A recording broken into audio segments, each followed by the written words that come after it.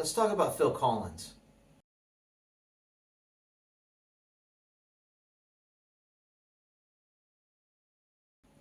Phil Collins is one of the most underrated, untalked about drummers in the academic world of music. Phil Collins is one of the most popular drummers in the rock and roll pop world. Proof of this can be seen in record sales and in singles and in producing one of the most iconic drum fills this world has ever heard.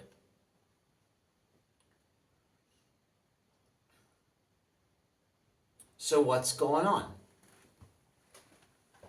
When I was growing up, learning drums, I loved Phil Collins, but and it was obvious that he could play, and it took me a long time to fully grasp his musicality. But as I was growing up, a lot of the academic world, schools, teachers, were not talking about him.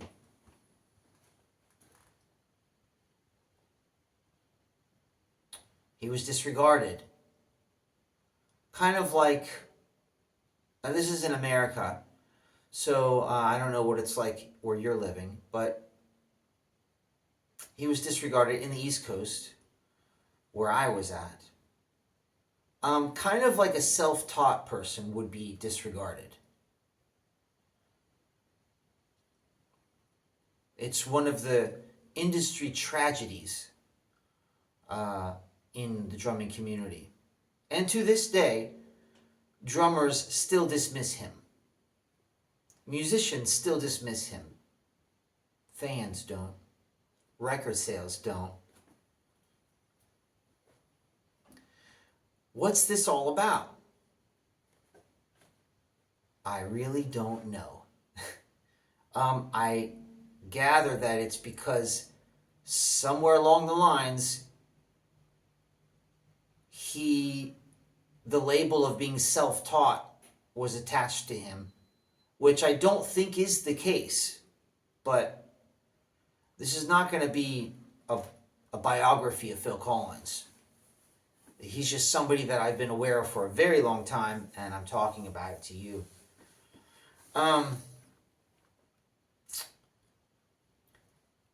He originally started with Genesis.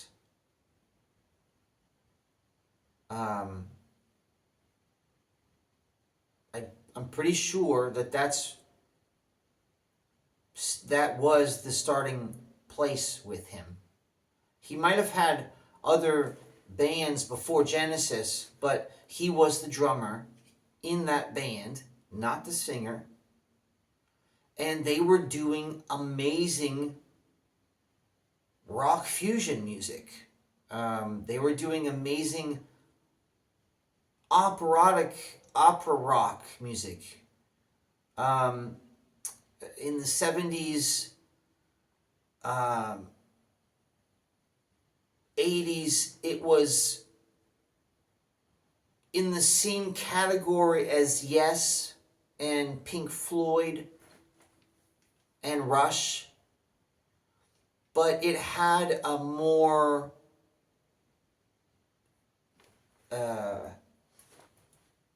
a gentler side to it than Rush.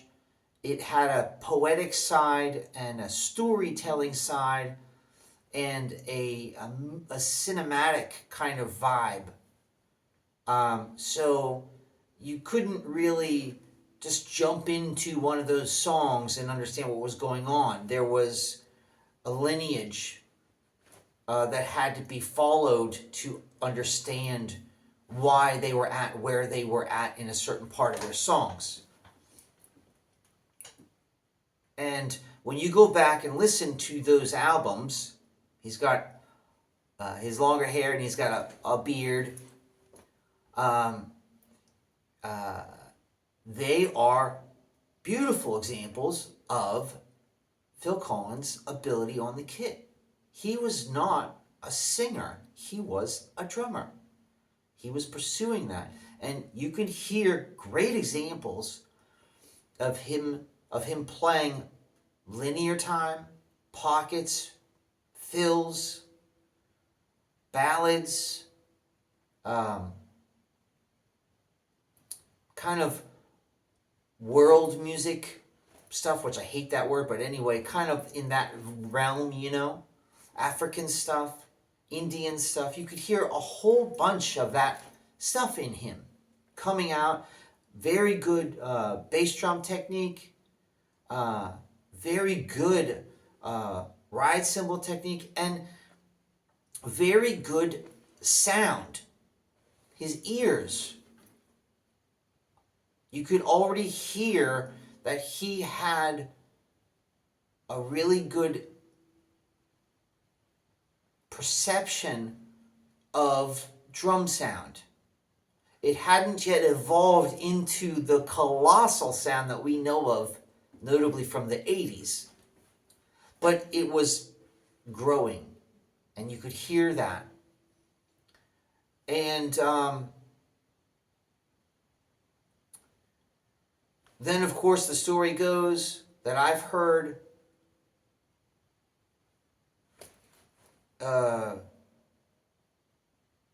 Peter Gabriel left Genesis, started his own solo career.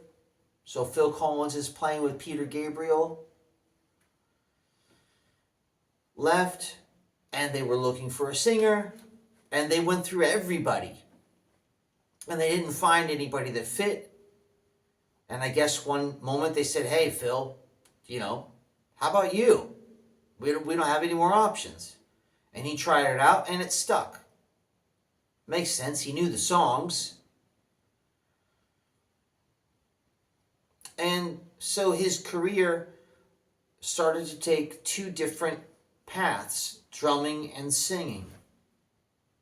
This eventually opens up into a solo career where he makes a clear decision to control the arrangements, I imagine, and the way the songs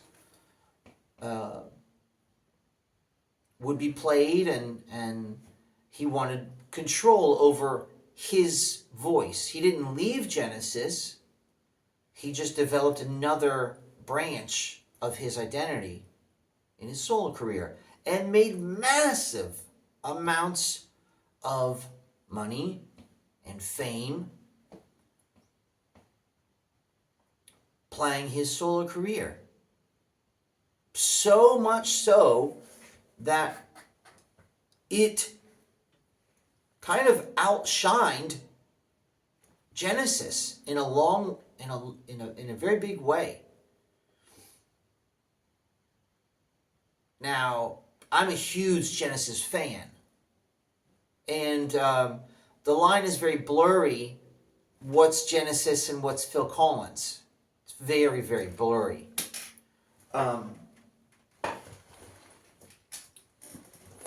It's hard to say, you know, but there are definitely two distinct branches that he pursues. Everybody knows In the Air Tonight, having that iconic fill. He would then later on do versions of it in later songs, which are really fascinating to see and hear. And he would go on to make colossal tracks in his songs whether it be in Genesis or his solo songs. I posted a note-by-note performance of Against All Odds. And it wasn't the first time I had learned an entire Phil Collins drum track, sorry. So I knew what I was getting involved with. It got a lot of views, a lot of nice compliments, but then I got a copyright claim on it and I had to take it down. But it was note for note, and I'm trying to figure out, maybe I might post it back up if I can find the file without the song. But I'm pretty sure that I had Against All Odds in the background, so it'd be virtually impossible to find just the drum take. I was playing it to a sound system in the back. Anyway, it was beautiful. And I was doing that to demonstrate so you could see, without actually giving a lesson, his drumming.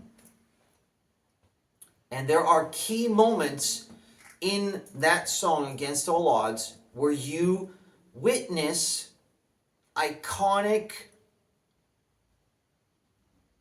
Phil Collins perspectives on drums, whether it be in the groove or through the fills.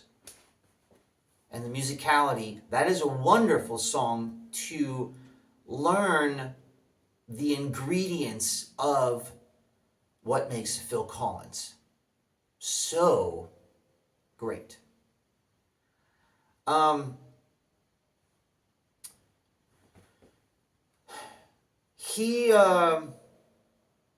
know what? It's just popped into my mind.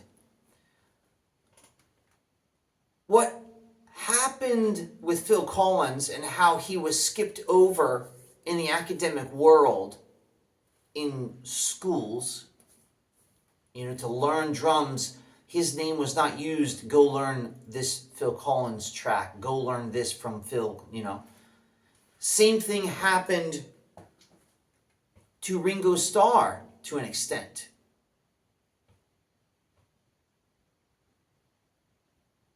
Because they are not playing the drums like a circus. They're playing for the song. And when that happens, it takes a very, very long time for the academic world to admit that those drummers are actually phenomenal drummers. Now, the musicians, the circle of musicians around those drummers, that's not the case. Those musicians know that these guys are actually phenomenal. Ringo Starr, phenomenal. Phil Collins, phenomenal. And musicians and studios would hire both of them and are still hiring both of them. Phil Collins no longer, sadly, for health reasons, but were active, are still active today.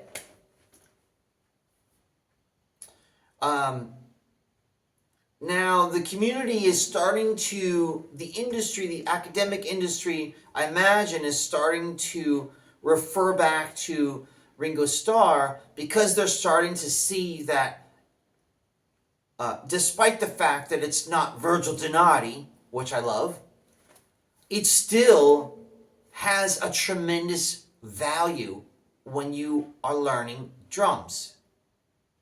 Value that you do not get with Virgil Donati. Virgil Donati is another branch. In the same way that you don't want to listen to Ringo Starr play a Virgil Donati song, right? You don't want Virgil Donati to listen to Virgil Donati play a Ringo Starr song. And that's okay. the objective here, the goal is not to be able to play everything. The objective is to find who you are and express that. We don't want to hear robots. We want to hear you. Ringo Starr did it. Phil Collins did it. There are other drummers that played for the song that also got thrown under the carpet in the academic world. Clyde Stubblefield, James Gadson, Steve Ferroni. These musicians, these drummers are monster musicians. And the musicians around them recognize that and keep hiring them. So when in the studios do as well. Jim Keltner. Monster drummer. But a drummer that played for the music. And the academic world, the schools, as they get, as they, grow up, they start to recognize that those drummers are the ones that need to be taught. And let's go back to them. I don't know what they're doing now at Berklee, for example.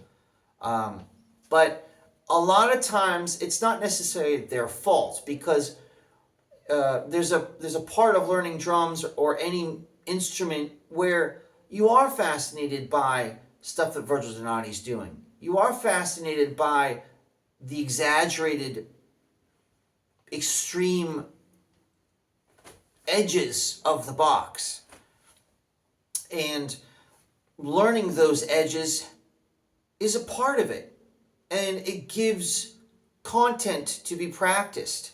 And it helps the duration of the experience in the school happen. Very few drummers would be content going to school with a teacher that said, we are just going to do Imagine the entire time of your career here at this school. Or Imagine. Or Let It Be. The drummers would say, what do you mean? There's a ton of other drummers that we need to learn. And that's just a ballad. So, learning all of those, whether it's Virgil Donati or any other, Mike Portnoy, or any other drummer that has a lot more going on, helps the duration of the degree last. It gives quality value to it. But in the end, the masses and those drummers themselves, Portnoy, highly respects Ringo Starr. He would not be against what I just said, where you spend your whole career learning Ringo Starr. I highly doubt that. I've never met him in person. He seems like a super cool guy. We went to the same school together, not at the same time, but I see where he's coming from, and he wouldn't be opposed to that at all. He loves Ringo. And, as the years go by, people start to admit this openly. Yeah, those guys were the real deal. But they're not in the academic stream.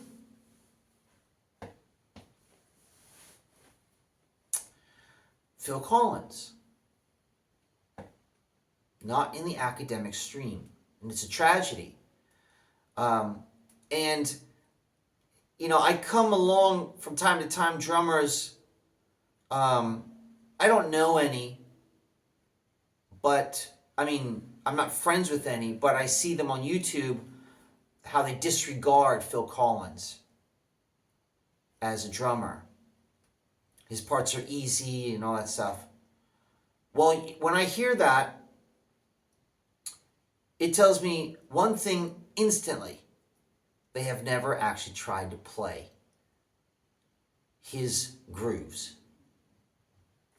And I don't mean just the mechanics, right? We're not talking the coordination, the mechanics of his grooves. There's a lot more to drumming than just the mechanics. If that were the case, this would just be called a sport. It's not. It's an art form. And the things that separate Ringo Starr, Jim Keltner, James Gadson, Phil Collins from all the other people are things that go beyond just the mechanics.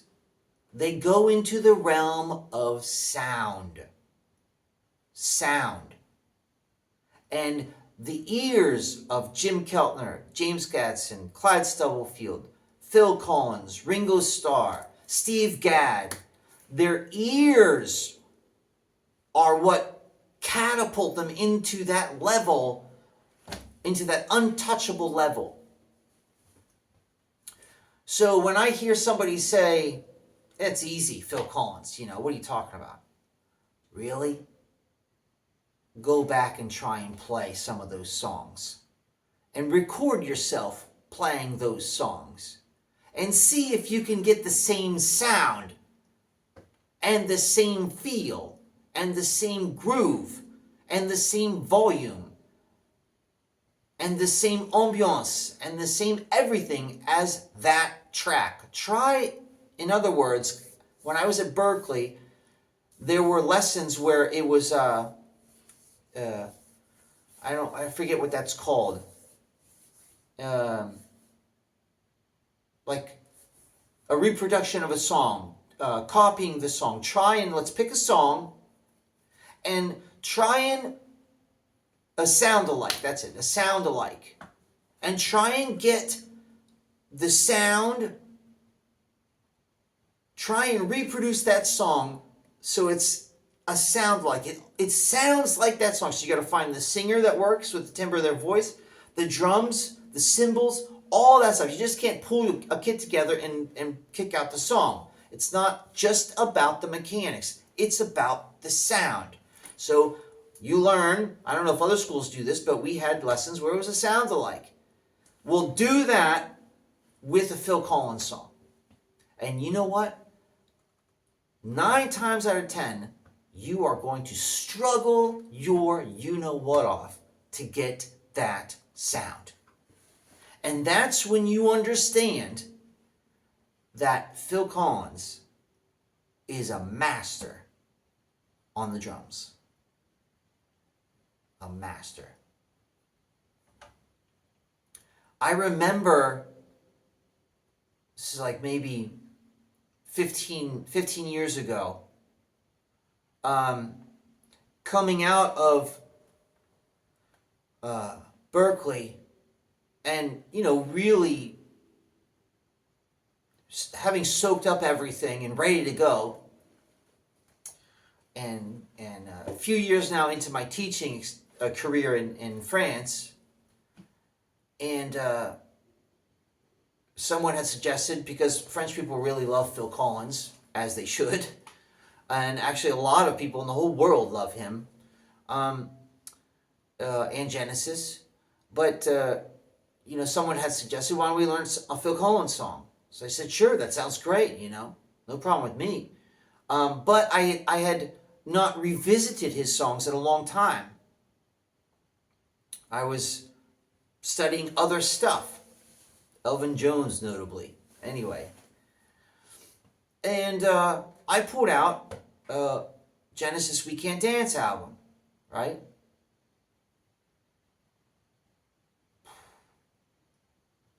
And I realized this was at least 15 years ago. Wait a second, I'm wrong there. Wow, I'm older than Anyway, this is about. Yeah, it's more about 20. Anyway, I start. When I teach songs, I play them first and learn what they're all about, and then bring them into the class, right? So I'm, young, in my early 20s, young, working them out, and I realized, holy baloney, this is not easy. This is not easy to reproduce. Yes, I can do the mechanics. Yes, I can play my foot there, and I can play my snare here, and I can play the hi-hats and the ride and the fills. And yes, I can do all that stuff. But you know what? It doesn't sound even remotely close to Phil Collins. Why?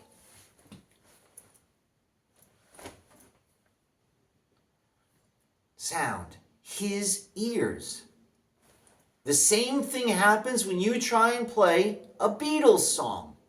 Yes, you can go through the mechanics. Yes, Ringo Starr does this and this and that and the next thing. Yes, okay, well, this isn't so hard. But you know what? You're not sounding like Ringo Starr when you do it. And that's the difference. That's the difference. Sound. Not just mechanics. And a lot of drummers don't get that. It's just mechanics for them. And that I get that. That's cool. You know, we're all in the same family.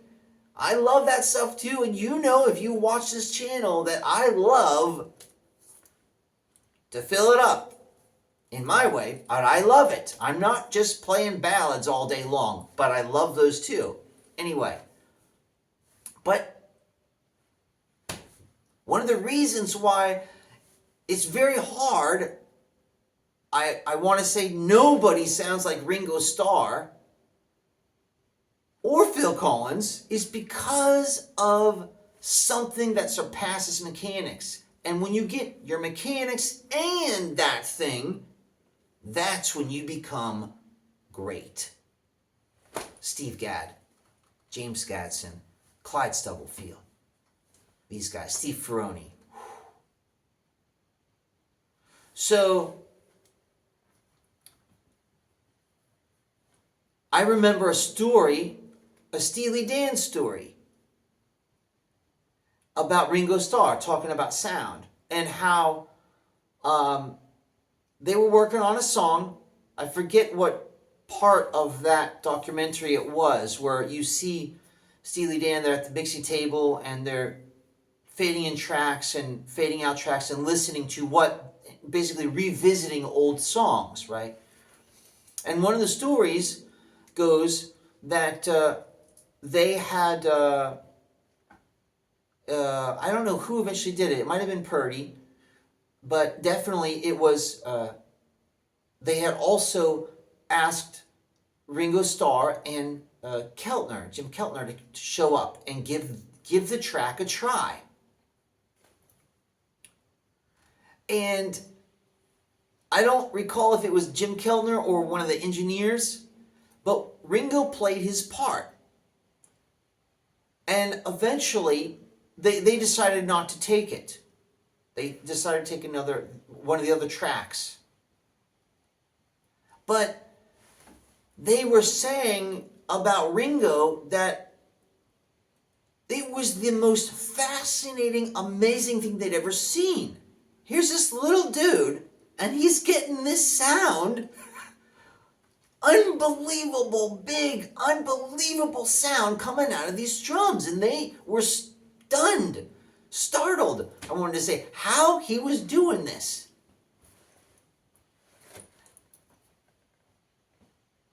And that's that superior level that Phil Collins has. His sound. It's not just about mechanics. If it were just about mechanics, we'd all be playing the same cymbals, the same drums, the same sticks. It wouldn't matter. We'd all be miking the same way, mixing the same way. It wouldn't matter. Phil Collins' sound is amazing. And when you hear it at the level of consistency that he maintained, recording on tape, it is just miraculous almost. I mean, there are some songs on that Genesis album, We Can't Dance. I mean, the consistency of snare sound and bass drum sound on a song that's about 7 minutes long with ups and downs and fills and power and, the consistency that he maintains in that sound is miraculous. Yet another thing that makes a lot of Phil Collins songs very, very hard, the tempos. Phil Collins didn't choose the easiest tempos to play those songs in for a drummer. The songs found probably their tempo based on how the vocals breathed. And you got to deal with that. And when you go back and listen to those songs on that album, We Can't Dance, you'll see that, and you try and play them. Not only are you not even close to getting his sound, remotely close, but you're going to struggle your butt off just to keep the tempo. Now, when the tempo is hard, it makes your consistency very hard to maintain as well. And I feel very confident in maintaining musicality in tempos now. But I still recognize that those tempos in those songs are in those gray areas. They're not too slow, so they're not slow enough where you can double up everything, right? And they're not fast enough where you can halftime stuff. I mean, do the opposite. Or you get what I'm saying. I'm not going to go into a lesson. Anyway, they're in a gray area, and drummers know this area, where bounce and subdivision they're hard to maintain, they're hard to express in certain areas of time. And a lot of his songs fall dead center in those areas. And you realize when you're playing them, holy moly, not only does the sound just gigantic, not only is it consistent sound from beginning to end, but he's maintaining all of this in the zones that are the hardest to do this in.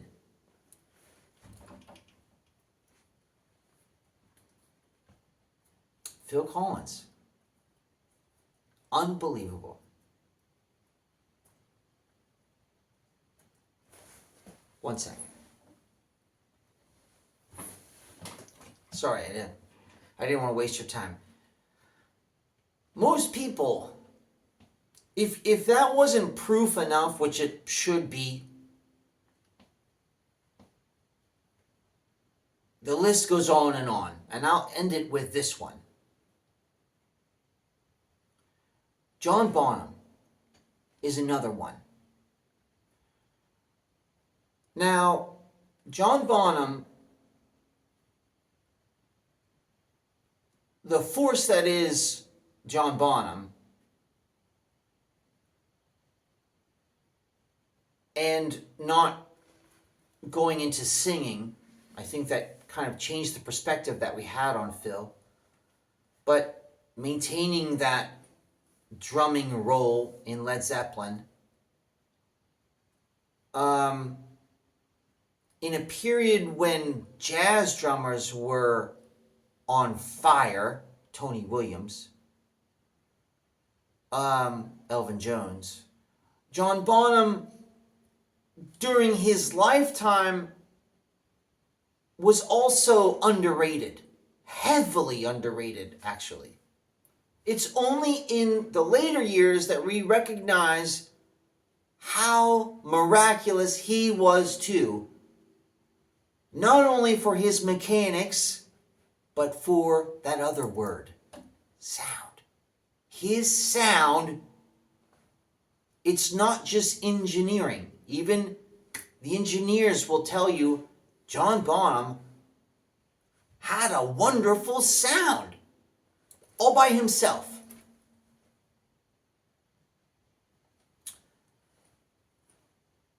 Everybody knows, if you're watching this channel, you know who John Bonham is. When John Bonham dies, now, Robert Plant, Jimmy Page, John Paul Jones, they knew the caliber of their drummer.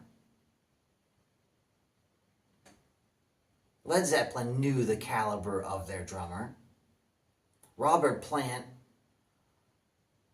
is one of the most amazing singers that has ever come into the industry of music.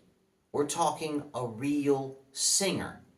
Pre-Aerosmith, pre all of the 80s stuff, all of the 80s rock. We're talking,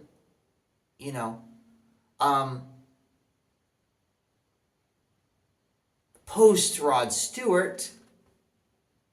People miss that a lot about Robert Plant's lineage to Rod Stewart. That's another discussion. But we're talking about real people, okay? Real musicians. They know the deal. John Bonham dies. Led Zeppelin stops. And most people skip right over this fact. Robert Plant chooses who to be his drummer on his new solo career. Not just one song, but several songs. Chooses who to play live with him. None other than the great Phil Collins. Now, if that doesn't awaken your admiration and your curiosity into discovering who Phil Collins is, you got to look into the water you're drinking.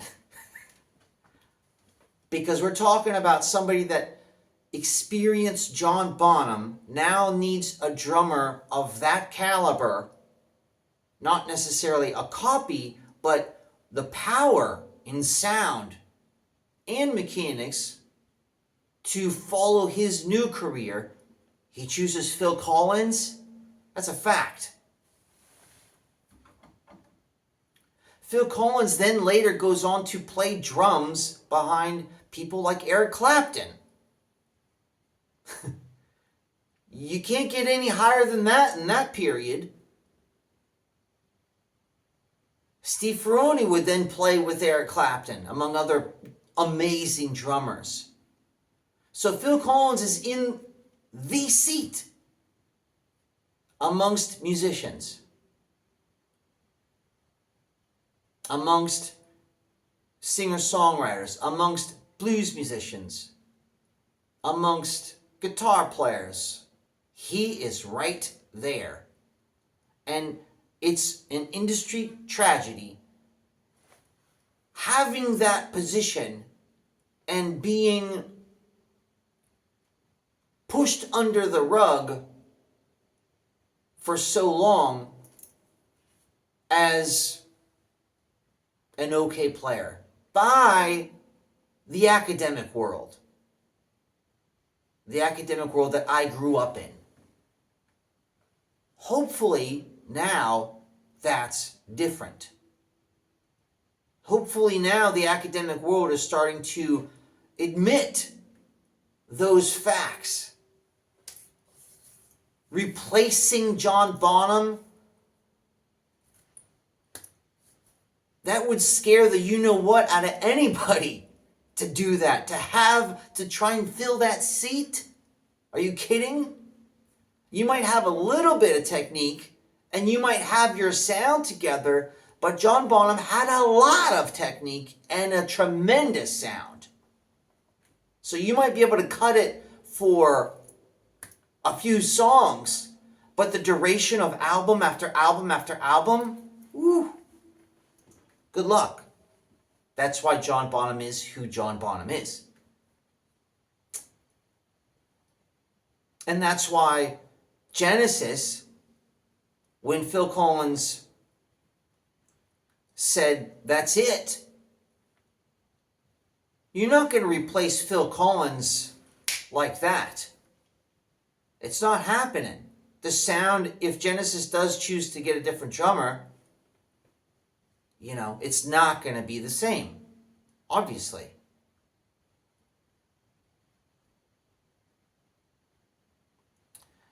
So, Vinnie Colaiuta is another one that had a sound. Mechanics plus sound. And I was just thinking about when Sting and Vinnie separated and then what happened after. It no longer was Ten Summoners Tales sound. Mercury Falling, it no longer had that sound. So, Phil Collins, one of the greatest. He is on the top list. He is on that list of the greatest drummers that have ever come into our industry. Not only because of the mechanics and the ability he had in playing all kinds of stuff, but because that was merged with sound that he developed of his own character, and like I said, is incredibly hard to reproduce. And I invite you to go try and do it. Record yourself playing a Phil Collins song and try and get that sound. And do all the fills and try and get the same thing, essentially a sound alike of Phil. You will struggle your you-know-what off. More news soon. Cheers to the great Phil Collins. Thank you, man.